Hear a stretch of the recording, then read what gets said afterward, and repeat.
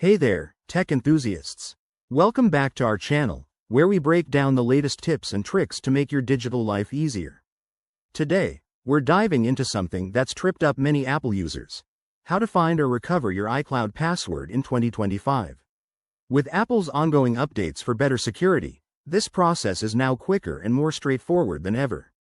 Whether you're locked out of your account or just need a refresher, I've got you covered in this step-by-step guide. First off, let's clarify. You can't directly see your iCloud password for security reasons, but you can reset it easily. Start by grabbing your trusted device, like your iPhone or Mac. Open the Settings app and tap on your name at the top. That's your Apple ID. If you're not logged in, you'll be prompted to enter your password, but don't worry, we're here to fix that. Next, if you have two-factor authentication set up, which is a must in 2025 for all Apple accounts, you'll receive a verification code on a trusted device. Enter that code, and you'll access the password recovery options. Head to the Password and Security section.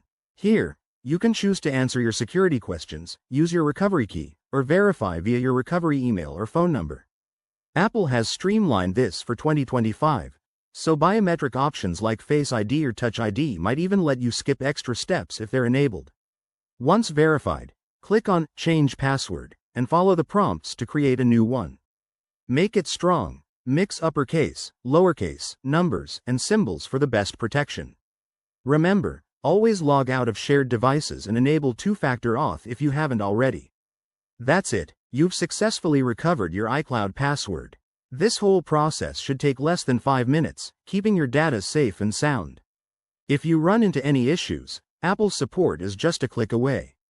Thanks for watching. Hit that like button if this helped, and subscribe for more tech tutorials. See you in the next video. Word count: 385.